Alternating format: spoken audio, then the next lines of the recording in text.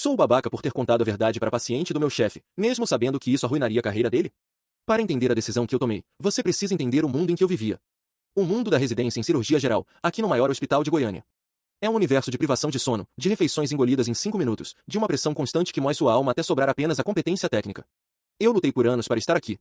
Meus pais, lá no interior, venderam um carro para me ajudar com os custos da faculdade. Cada plantão de 36 horas, cada noite em claro estudando, era um degrau nessa escada íngreme que eu escolhi subir. E no topo dessa escada, no Olimpo do nosso departamento, estava ele, o Dr. Monteiro. Dr. Monteiro não era um médico, era uma entidade. Um dos cirurgiões oncológicos mais renomados do país. Ele tinha uma técnica que beirava a arte, uma intuição que salvava vidas que outros já consideravam perdidas. Mas os deuses do Olimpo são famosos por sua soberba, e Monteiro não era exceção. Ele não caminhava pelos corredores, ele desfilava. Sua palavra era lei, suas decisões, inquestionáveis. Nós, os residentes, o temíamos e o idolatrávamos na mesma medida. Trabalhar ao lado dele era um privilégio aterrorizante. Uma chance de aprender com o mestre, mas sob o risco constante de ser incinerado por sua ira se você cometesse o menor dos erros. Para ele, um erro não era uma falha humana, era uma heresia. E deuses, como ele gostava de nos lembrar, não cometiam heresias. O inferno começou em uma terça-feira, com a paciente da sala 302. Mariana, 32 anos. Eu me lembro da consulta pré-operatória. Ela entrou sorrindo, apesar do medo nos olhos, segurando a mão do marido. Mãe de 2 crianças pequenas. O tumor no pâncreas era agressivo, mas localizado. A cirurgia era a cura. Era a chance dela. Doutora, ela me disse, enquanto eu explicava os procedimentos, eu só quero ficar boa para poder levar meus filhos ao parque de novo. Eles amam o parque Vaca Brava. Aquele detalhe, tão goiano, tão simples, me marcou. Ela não estava lutando por uma vida longa. Estava lutando por uma tarde de domingo no parque. A cirurgia foi marcada para a sexta-feira seguinte. Sala de cirurgia número 4. A equipe principal, Dr. Monteiro como cirurgião-chefe, eu e outra residente, a Laura, como assistentes, além do anestesista e da equipe de enfermagem. O ar na sala era o de sempre quando Monteiro operava, uma tensão elétrica, um silêncio absoluto que só era quebrado pelo som dos monitores e pelas ordens curtas e precisas dele. As primeiras 3 horas foram uma aula magna. Ele se movia com uma economia de gestos, uma precisão que era quase hipnótica. O tumor foi removido com sucesso, as margens estavam limpas. Estávamos na fase final, a reconstrução. Era o momento mais delicado. E foi aí que a arrogância, a inimiga silenciosa de todo grande cirurgião, entrou na sala. Ele estava rápido. Rápido demais. Tentando bater seu próprio recorde de tempo cirúrgico, uma competição silenciosa que ele mantinha consigo mesmo. Eu vi o movimento. Ele foi pinçar um vaso para cauterizar, mas sua atenção já estava 2 passos à frente. A mão dele, tão firme um instante antes, moveu-se com uma pressa impaciente e pinçou a artéria hepática. Um erro de milímetros. Um movimento brusco que durou menos de 1 segundo. O som agudo do monitor de pressão arterial despencando cortou o silêncio da sala. O tempo congelou. Eu olhei para Laura, do outro lado da mesa, e vi o mesmo pânico nos olhos dela. O anestesista gritou as novas leituras. Era um desastre. Um erro claro, inegável, acontecendo bem na nossa frente. Conseguimos estabilizar a paciente com manobras de emergência, reparando o dano o mais rápido possível. Mas o estrago estava feito. O fluxo sanguíneo para uma parte vital do fígado foi comprometido por tempo demais.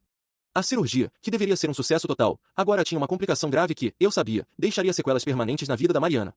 No final do procedimento, com a paciente já a caminho da UTI, Dr. Monteiro tirou as luvas ensanguentadas e olhou para a equipe na sala, um por um. Seu rosto não tinha um pingo de remorso. Apenas uma irritação fria. Ele então construiu a narrativa que nos assombraria para sempre. Foi uma complicação difícil, ele disse, com a voz firme. Devido a uma anatomia inesperada e rara da paciente. Fizemos o nosso melhor para contornar a situação. O relatório descreverá isso. Não era uma sugestão. Era uma ordem. Ali, naquela sala, ele não apenas cometeu um erro. Ele começou a apagá-lo da história. Sair daquela sala de cirurgia foi como emergir de um mergulho em água gelada. O mundo real parecia distorcido. Nos corredores, a vida do hospital continuava em seu ritmo normal, mas para mim, para Laura e para o anestesista, o ar estava rarefeito. Trocamos um único olhar cúmplice, um olhar que carregava o peso do segredo que agora éramos forçados a compartilhar. Nenhuma palavra foi dita. Nenhuma precisava ser. Nós éramos testemunhas. E, portanto, cúmplices. No dia seguinte, o Dr. Monteiro já desfilava pelo hospital com sua arrogância habitual, recebendo os cumprimentos dos colegas por ter salvo uma paciente em uma cirurgia extremamente complicada. Ele era o mestre da narrativa. Eu o ouvi no Café dos Médicos, contando uma versão heroica dos eventos, onde sua genialidade superou uma anatomia traiçoeira. Ele não estava apenas mentindo, ele estava construindo sua própria realidade, e nos arrastando para dentro dela. Minha primeira tarefa naquela manhã foi a mais difícil, escrever o meu relatório oficial da cirurgia. Eu sentei em frente ao computador, no posto de enfermagem, e as palavras do Monteiro ecoavam na minha cabeça, o relatório descreverá isso. Era uma ordem clara. Mas meu juramento como médica, minha consciência, gritava outra coisa. Por quase 1 hora, eu fiquei paralisada, olhando para a tela em branco. Eu podia seguir a ordem, escrever a mentira e garantir minha carreira. Ou eu podia escrever a verdade e enfrentar a ira de um deus. Com o coração na boca, eu escrevi a verdade. Detalhei o procedimento, e no momento crucial, descrevi com precisão técnica, pinçamento acidental da artéria hepática durante a manobra de dissecção, resultando em hemorragia aguda. Salvei o relatório no sistema e senti um misto de terror e um pingo de orgulho. Eu tinha feito a minha parte. 2 horas depois, por curiosidade, abri o prontuário da Mariana novamente para checar um exame. E fui ver o meu relatório. E ele não estava mais lá. A minha descrição tinha sido reescrita. Onde eu escrevi a verdade, agora lia-se a ficção do Dr. Monteiro, complicação intraoperatória devido a uma variação anatômica rara e não detectável da paciente. Alguém, com um nível de acesso superior ao meu, tinha entrado no sistema e alterado minhas palavras. Ele não apenas mentiu, ele me usou, ele falsificou minha voz para sustentar a mentira dele. A sensação de violação foi brutal. Não demorou muito. Uma enfermeira me chamou. Doutora Costa, o Dr. Monteiro quer vê-la na sala dele. Agora. A sala do Monteiro era no último andar. Um santuário de diplomas, prêmios e fotos dele com políticos e celebridades. Ele estava sentado atrás de sua mesa de mogno, polindo seus óculos com uma calma teatral. Ele não me ofereceu uma cadeira. Doutora Costa, ele começou, com a voz suave que ele usava antes de dar o bote. Eu li sua versão inicial do relatório. Muito detalhada. E muito equivocada. Um residente jovem, sob pressão, pode facilmente interpretar mal uma situação complexa. Eu tentei argumentar. Doutor, com todo respeito, eu sei o que eu vi. Ele me cortou, o sorriso sumindo. O que você viu, doutora, foi uma equipe de ponta salvando uma vida sob condições adversas. O que você escreveu foi um ato de insubordinação que beira a calúnia. Ele se levantou e caminhou até a janela, olhando para a vista de Goiânia. Este hospital, esta profissão, nós funcionamos com base em confiança e hierarquia. Somos uma equipe. E equipes são leais. Um relatório inconsistente, uma dúvida plantada, pode arruinar a carreira de um jovem médico promissor. E eu tenho muitos amigos no Conselho de Medicina, em todos os hospitais desta cidade. Eu formei metade dos chefes de cirurgia deste estado. Fui claro. A ameaça não foi velada. Foi uma sentença. Ele estava me dizendo, nas entrelinhas, que se eu insistisse, ele me caçaria e garantiria que eu nunca mais exercesse a medicina em lugar nenhum. Eu saí da sala dele sentindo náuseas. E meu dia só piorou. Minha próxima tarefa era visitar a Mariana na UTI. Ela estava acordada, pálida, com o marido segurando sua mão. O alívio de vê-la viva foi esmagado pela conversa que se seguiu. Doutora, ela me disse, com a voz fraca e rouca. O doutor Monteiro esteve aqui. Ele me explicou que eu sou um caso raro. Que meu corpo é diferente. E que por isso a cirurgia foi tão difícil. O marido dela completou, ele é um gênio, não é? Disse que outro médico talvez não tivesse conseguido. Nós devemos a vida dela a ele. Eu senti meu estômago revirar. Eu estava ali, a testemunha do erro, sendo forçada a participar da canonização do culpado. E então, a Mariana me olhou, com os olhos cheios de uma culpa que não era dela, e perguntou, doutora, eu vou poder levar meus filhos ao parque de novo, não vou? Mesmo com o meu problema? Eu queria gritar. Queria dizer a ela que o problema não era ela, era ele. Que o corpo dela era perfeito, mas que a arrogância de um homem a tinha quebrado. Mas a imagem do Dr. Monteiro, a ameaça dele, paralisou minha língua. Eu apenas segurei a mão dela, forcei um sorriso e disse uma mentira. Você vai ficar bem, Mariana. Apenas descanse. Saí da UTI e corri para a escada de emergência mais próxima, onde finalmente vomitei. A culpa era um veneno, e estava me consumindo. O juramento que eu fiz de primeiro, não causar dano, estava sendo rasgado a cada segundo que eu sustentava aquela farsa. Eu não estava apenas sendo cúmplice de um erro. Estava sendo cúmplice da dor psicológica de uma paciente inocente. Naquela noite, eu não consegui dormir. A imagem da Mariana se culpando, o sorriso arrogante do Monteiro, a ameaça, tudo girava na minha cabeça. Minha carreira, o sonho da minha vida, o sacrifício dos meus pais, tudo isso pesava de um lado. Do outro, a verdade. Eu percebi que o silêncio também era uma forma de causar dano. E eu não podia mais ser parte disso. Eu não podia ir ao conselho. Seria a minha palavra contra a de um Deus. Eu seria esmagada. Mas talvez houvesse outra forma. Uma forma de a verdade vir à tona sem que a minha digital estivesse na arma do crime. Foi então que o plano começou a se formar. A decisão, uma vez tomada, trouxe uma clareza assustadora. A culpa e a angústia não desapareceram, mas foram suprimidas por uma nova emoção, uma determinação gélida. O Dr. Monteiro me via como uma residente assustada, uma peça insignificante no tabuleiro dele. Ele estava prestes a descobrir que até o peão mais humilde, encurralado, pode dar o checkmate. Eu sabia que não podia cometer um único erro. Qualquer rastro digital, por menor que fosse, levaria de volta a mim, e a vingança do Monteiro seria rápida e definitiva. Minha carreira seria pulverizada. Portanto, a primeira fase do meu plano não foi sobre atacar, mas sobre me tornar uma fantasma. Na minha folga seguinte, eu me transformei em outra pessoa. Dirigi até a Feira da Marreta, aqui em Goiânia, um lugar caótico e anônimo. Com dinheiro vivo, comprei um notebook usado e antigo, daqueles que ninguém se importaria em rastrear, e um modem 4G pré-pago, cadastrado em um CPF gerado aleatoriamente. Eu estava construindo meu arsenal, não com armas, mas com anonimato. O passo seguinte foi a criação da minha identidade digital secreta. Fui a uma biblioteca pública no outro lado da cidade, um lugar que eu nunca tinha frequentado. Usando a rede Wi-Fi aberta e o meu novo notebook fantasma, com um sistema operacional seguro rodando a partir de um pendrive, criei a conta de e-mail. O nome era impessoal, quase clínico, consciência.medica@protomail.com. Eu era, oficialmente, uma sombra. Agora, eu precisava das provas. E essa era a parte mais perigosa. Eu não podia simplesmente fazer o download dos arquivos do sistema do hospital. Cada clique, cada download, é registrado em logs. Seria o mesmo que assinar uma confissão. Eu precisava extrair as informações sem deixar um rastro digital de extração. Em um plantão noturno, na calada da madrugada, quando o hospital estava mais silencioso, eu fui para o posto de enfermagem do meu andar. O coração martelando contra minhas costelas. Com meu acesso legítimo de residente, abri o prontuário da Mariana no computador do hospital. E então, em vez de clicar em baixar, eu peguei meu celular pessoal, coloquei no modo avião para garantir que nenhuma informação de localização fosse transmitida, e comecei a fotografar a tela. Foto por foto, eu construí meu dossiê. Primeiro, a página do meu relatório original, aquele que eu escrevi com a verdade, que ainda existia no log de versões do sistema. Depois, a página do relatório falsificado pelo Monteiro, com a mentira da condição rara. Em seguida, os exames pré-operatórios da Mariana. A ressonância, a tomografia. Imagens cristalinas que provavam, sem sombra de dúvida, que a anatomia dela era perfeitamente normal. A variação rara era uma invenção. E então, a arma fumegante. O Smoking Gun. Eu acessei o log de auditoria do sistema do prontuário eletrônico. E lá estava, em texto puro, a prova definitiva. O registro mostrava, versão 1.0 do relatório cirúrgico, criada por doutora Ana Costa às 8h15. E logo abaixo, versão 1.1 do relatório cirúrgico, modificada por Dr. Ricardo Monteiro às 10h30. Ele nem se deu ao trabalho de esconder. A arrogância dele era meu maior trunfo. Fotografei aquela tela com um cuidado extra. Com as provas do meu celular, a fase final do plano começou. Em casa, usando o notebook fantasma, que nunca tocou na minha rede Wi-Fi, compilei as imagens em um único e irrefutável arquivo PDF. Adicionei setas vermelhas, anotações, destacando as contradições, a mentira, o log de alteração. O dossiê estava pronto. Era uma bomba relógio digital. A última peça era o alvo. Eu não podia enviar para Mariana ou para o marido dela, o choque poderia ser demais. Eu precisava de alguém que soubesse exatamente o que fazer com aquela informação. Uma busca rápida online me levou ao escritório de advocacia que a família dela tinha contratado para investigar as complicações. Encontrei o e-mail da advogada principal do caso. Naquela noite, dirigi até um café 24 horas perto da rodoviária. Um lugar com dezenas de pessoas, Wi-Fi público, o local perfeito para desaparecer na multidão digital. Abri o notebook fantasma pela última vez. A adrenalina era tanta que minhas mãos tremiam. Anexei o dossiê. No corpo do e-mail, escrevi uma mensagem curta, profissional e terrivelmente direta. Prezados.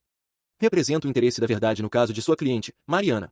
Anexo, encontrarão documentos que provam a ocorrência de erro médico doloso e subsequente fraude no relatório cirúrgico do Hospital X, perpetrados pelo Dr. Ricardo Monteiro.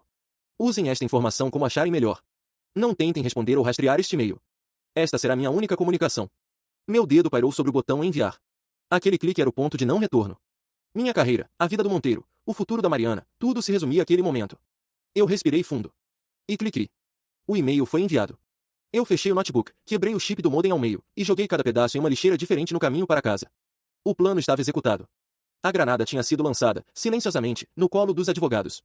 Agora, eu só precisava voltar para o hospital no dia seguinte, olhar nos olhos do Dr. Monteiro, e fingir que eu não sabia de nada. Eu só precisava esperar pela explosão. Os dias que se seguiram ao envio daquele e-mail foram a mais pura tortura psicológica. Voltar ao hospital foi como entrar em uma jaula com um leão ferido. Cada passo nos corredores era calculado. Cada bom dia que eu dava ao Dr. Monteiro era uma performance digna de um Oscar. Eu sorria, concordava, e evitava seu olhar, com medo de que ele pudesse ver a traição brilhando nos meus olhos. Ele, por sua vez, continuava seu reinado de arrogância, completamente alheio à bomba relógio que eu tinha ativado debaixo de seu trono. A quietude durou 3 dias.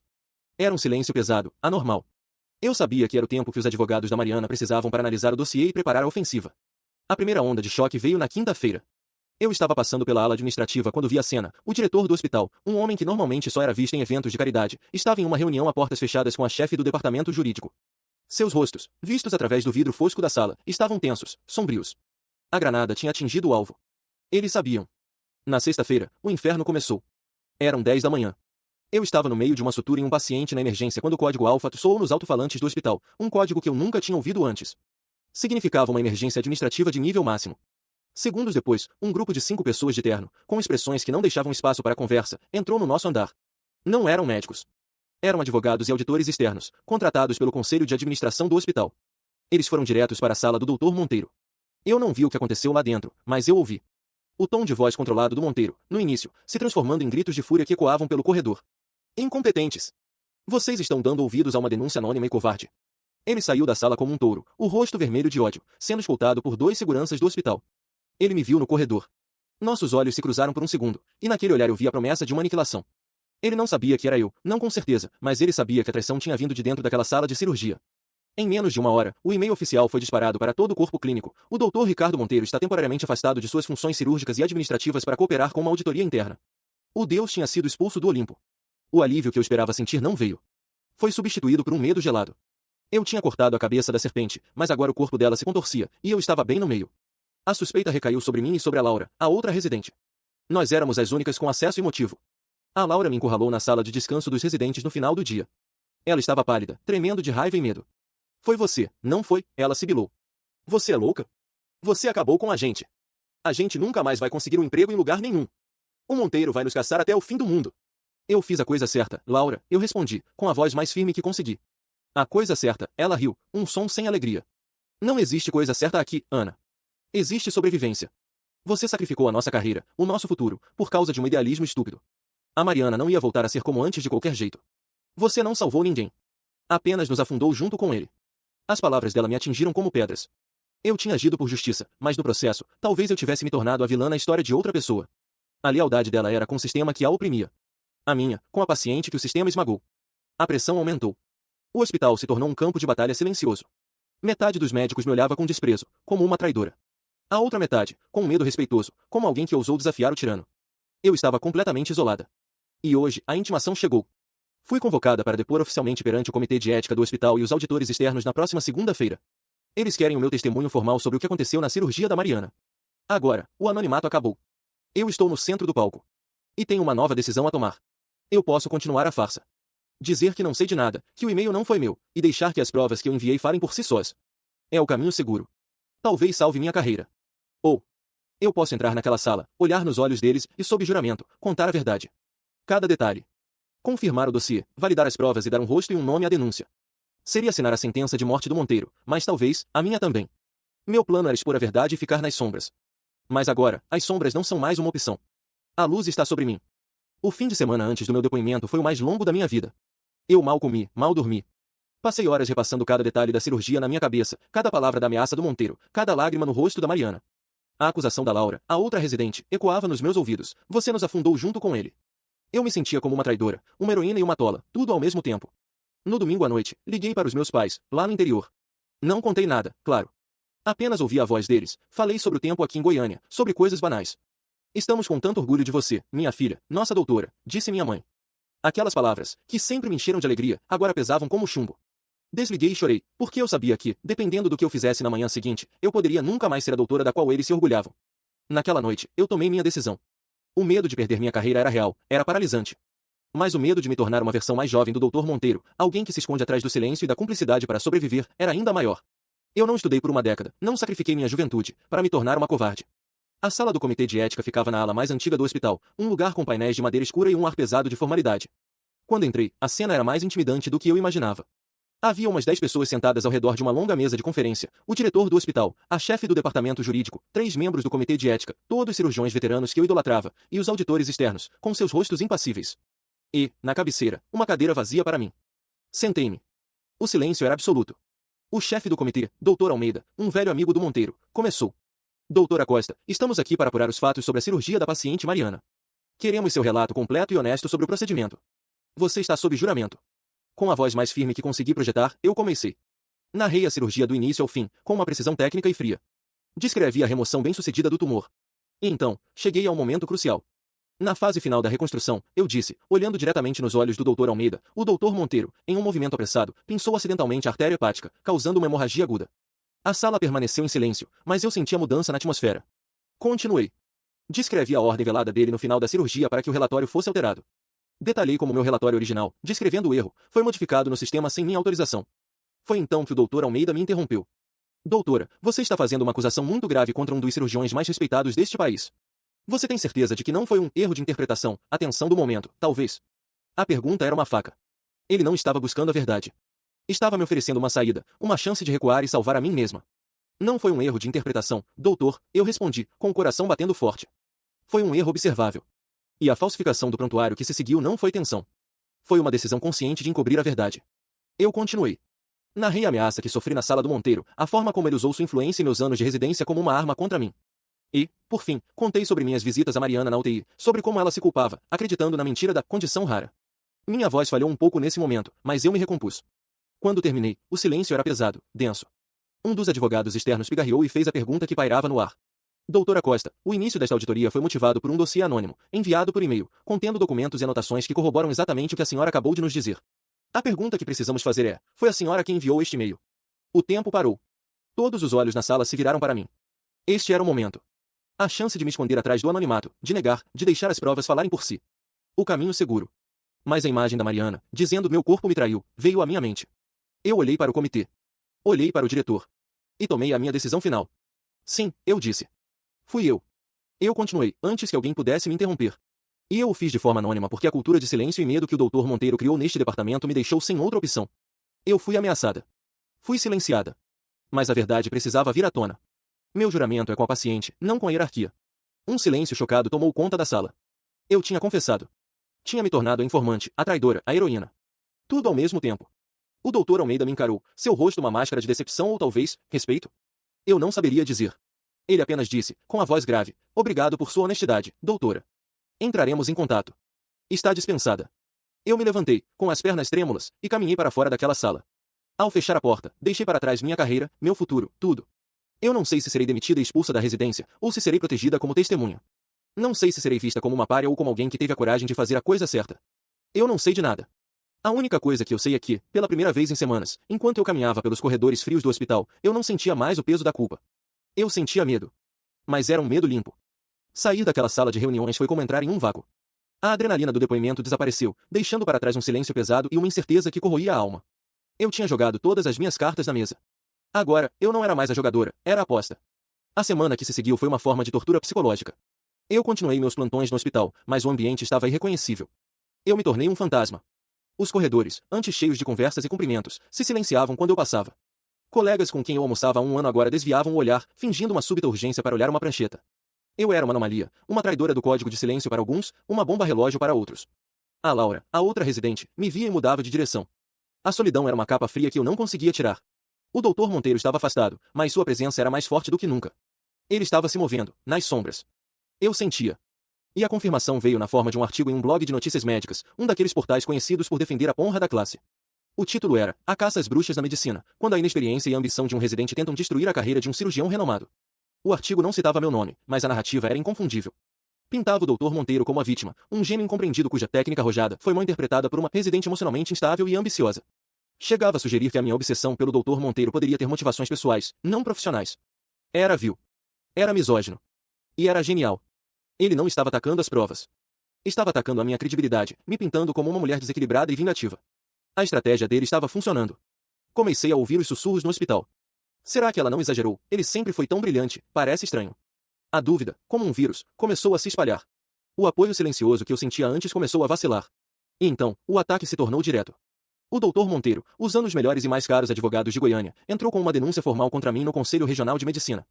A acusação, quebra de sigilo médico e acesso indevido a prontuário para fins maliciosos. Ele estava usando a minha própria arma, o dossiê, contra mim. O fato de as informações serem verdadeiras não importava. A forma como eu as obtive e as divulguei era uma violação ética grave. Ele não ia cair sozinho. Ele ia me levar junto. A investigação interna do hospital, que parecia tão direta, de repente ficou mais lenta, mais burocrática. O comitê, que antes parecia estar do meu lado, agora me olhava com suspeita. Eu era a denunciante, mas agora também era uma denunciada. A heroína e a vilã. Eu me senti encurralada. A vingança dele era mais sofisticada que a minha. Eu tinha usado a verdade como uma bomba. Ele estava usando o sistema, a política, as aparências, como um gás venenoso que me sufocava lentamente. Minha carreira, que por um momento pareceu salva pela minha coragem, agora estava por um fio, ameaçada não pelo meu erro, mas pelo meu acerto. O ápice da minha angústia veio hoje de manhã. Um oficial de justiça me esperava na portaria do meu prédio. Ele me entregou um envelope pardo, grosso. Minhas mãos tremeram ao pegá-lo. Eu pensei, é isso. É a minha carta de demissão do hospital. Acabou. Subi para o meu apartamento, sentei-me na mesa da cozinha e, com uma sensação de derrota, abri o envelope. Mas não era do hospital. Era do fórum. E não era uma carta de demissão. Era uma intimação. Dr. Ricardo Monteiro estava me processando. Não o hospital, não a família da Mariana. Ele estava me processando pessoalmente, por calúnia, difamação e danos morais. E o valor que ele pedia de indenização era o suficiente para me deixar endividada pelo resto da minha vida. A batalha não era mais interna, no hospital. Agora, era pública. Pessoal. E eu era ré. A intimação era pesada na minha mão, um pedaço de papel que representava a ruína da minha vida. O medo que eu senti antes, o medo de perder minha carreira, era abstrato. Este era diferente. Era concreto. Tinha o nome do Dr. Monteiro como autor e o meu como ré. Tinha um valor de indenização com 6 dígitos que fazia minha respiração falhar.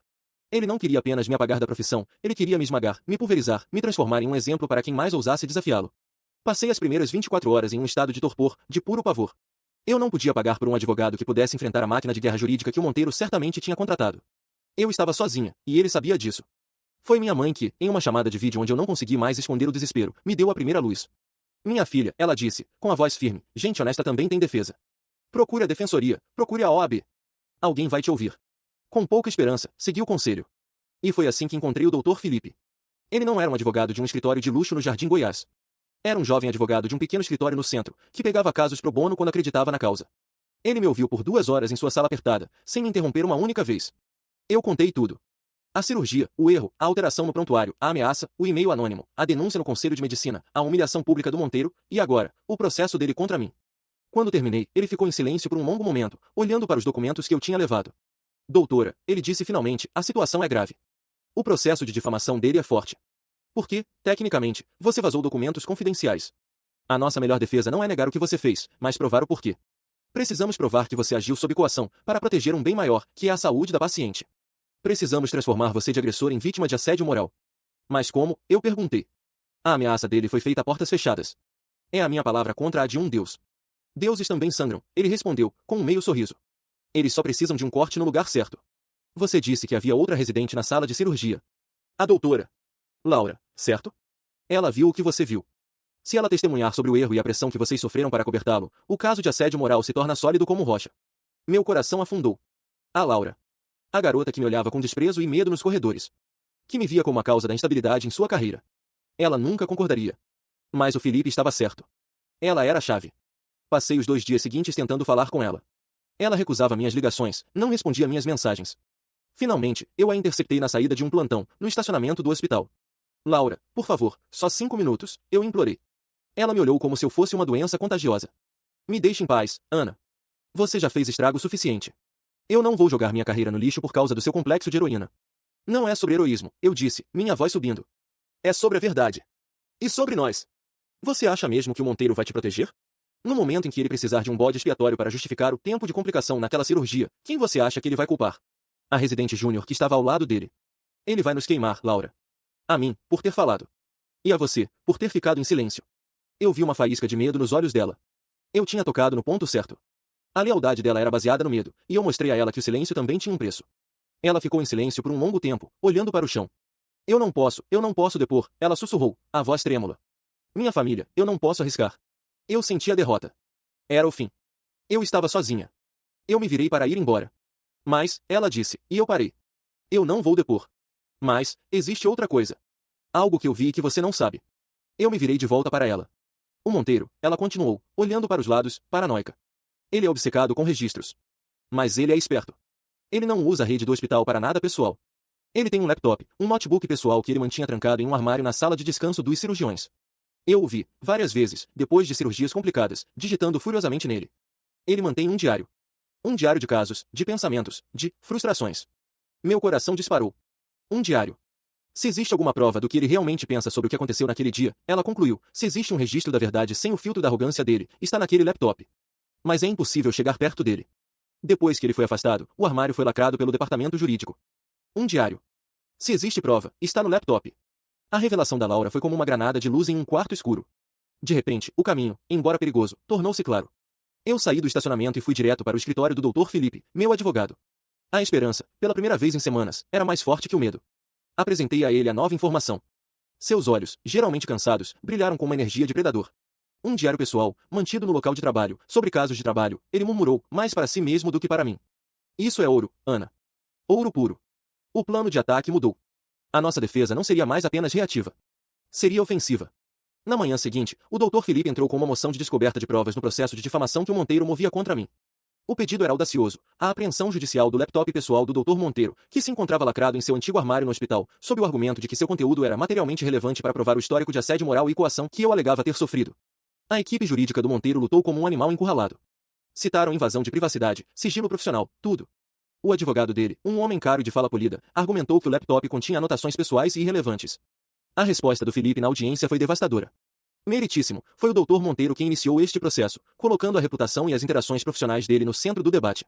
Ele não pode, agora, convenientemente esconder as provas mais cruciais dessas interações atrás do véu da privacidade. Se as anotações são tão irrelevantes, por que lutar com tanta força para escondê-las? O juiz, após uma semana de deliberação que pareceu um século, concordou. A moção foi concedida.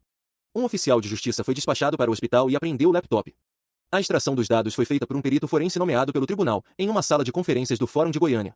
Eu, o Felipe e um dos advogados do Monteiro estávamos presentes, em um silêncio sepulcral. Depois de horas de trabalho, o perito encontrou o arquivo, registros_cirúrgicos_pessoais.docx. Um documento com centenas de páginas. O juiz nos permitiu acesso apenas às entradas relacionadas à cirurgia da Mariana e aos dias subsequentes. O perito projetou o texto na tela. E lá estava. A verdade, na caligrafia digital e arrogante do próprio Monteiro. Entrada do dia da cirurgia. Procedimento da senhora Mariana, tumor removido com sucesso, tempo excelente. Houve um pequeno deslize na fase final, um sangramento inesperado na hepática. A equipe júnior entrou em pânico, como sempre. Perda de tempo. Tive que contornar a situação. Registrarei como variação anatômica para evitar a burocracia do comitê. Ela ficará bem, com algumas sequelas menores. O importante é que a cirurgia foi um sucesso técnico da minha parte. Eu senti o ar faltar. Ele não apenas admitiu o erro, como nos culpou, em seu diário secreto, pelo pânico que ele causou. Mas a parte seguinte foi a que selou o destino dele. Entrada da semana seguinte. A residente, Costa, está se mostrando problemática. Insubordinada. Tentou registrar o erro no prontuário. Tive que ter uma conversa firme com ela. Lembrei-a de como a hierarquia funciona e da minha influência. Ela pareceu entender o recado.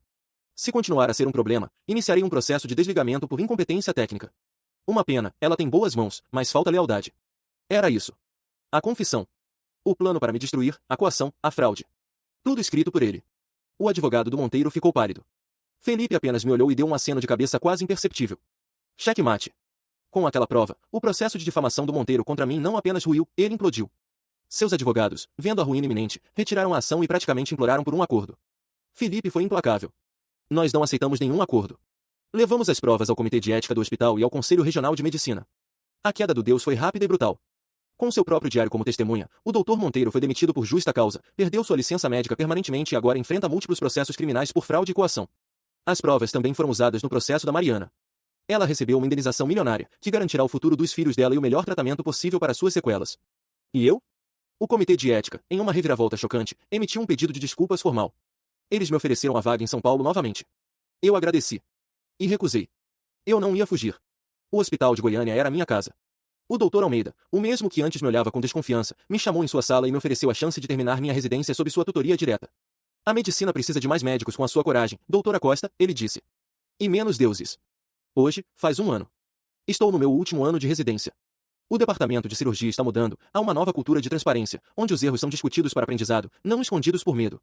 Encontrei a Laura, a outra residente, no café na semana passada. Ela me olhou e, pela primeira vez, não havia medo em seus olhos. Havia respeito.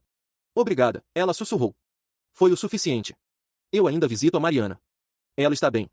Ela nunca vai se recuperar 100%, mas ela está em paz. E ela pôde, finalmente, levar seus filhos ao Parque Vaca Brava. Eu perdi a inocência sobre a profissão que eu amo. Eu aprendi que, às vezes, fazer a coisa certa tem um custo terrível. Mas ao caminhar pelos corredores do hospital agora, não como uma residente assustada, mas como uma médica forjada no fogo, eu sei, sem sombra de dúvida, que o preço do silêncio teria sido muito, muito maior.